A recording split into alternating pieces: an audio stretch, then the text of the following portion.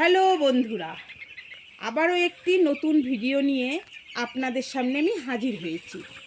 ভিডিওটি না টেনে পুরো ভিডিওটি দেখুন।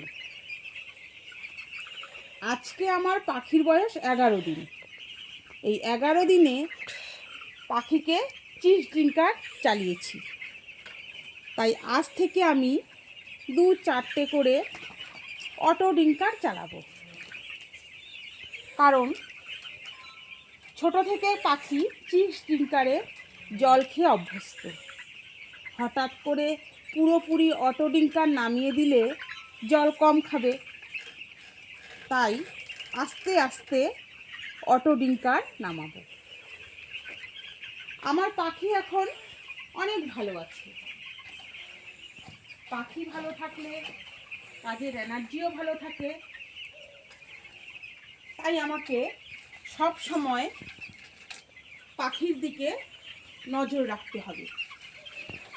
যেমন ধরেন, সকালে এসে প্রথমেই দেখতে হবে পাখি জল দানা ঠিকঠাক খেয়েছে কিনা, কিংবা পায়খানা ঠিক আছে কিনা। যদি ঠিক থাকে, এইভাবে আমাদের কাজ চালিয়ে যেতে হবে। পাখির বয়স যখন 16 দিন প্লাস হবে, চিজ ড্রিঙ্কার সব বের করে নেব। কারণ পাখি তখন চিজ ড্রিঙ্কার উল্টে ফেলে দেবে। তাই আর চিজ ড্রিঙ্কার রাখার কোনো দরকার নেই। আরও একটি দিকে আমাদের ধ্যান রাখতে হবে।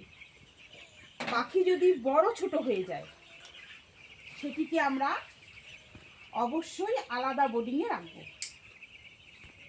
কারণ সেই পাখিগুলোকে আলাদাভাবে যত্ন নিতে পারবো। তাতে আমাদের ছোট পাখিটাও অনেক ভালো থাকবে। আমাদের অনেক সময় ছোট ছোট ভুলের জন্য FCR হাই হয়ে যায়। যেমন ধরেন, ভুসি খারাপ হয়ে গেলে টাইম মতো ভুসি চেঞ্জ আমরা করি না। ভুসিতে প্রচুর পরিমাণে অ্যামোনিয়া গ্যাস হয়ে গেলে পাখির সর্দি হয়ে যায় বা সর্দি লেগে যায়। তখন মোর্টালিটিও অনেক বেশি হয়। তো বন্ধুরা, আমার ভিডিওটি আপনাদের কোনো উপকারে আসলে বা কোনো কাজে লাগলে লাইক, শেয়ার ও কমেন্ট করতে ভুলবেন না।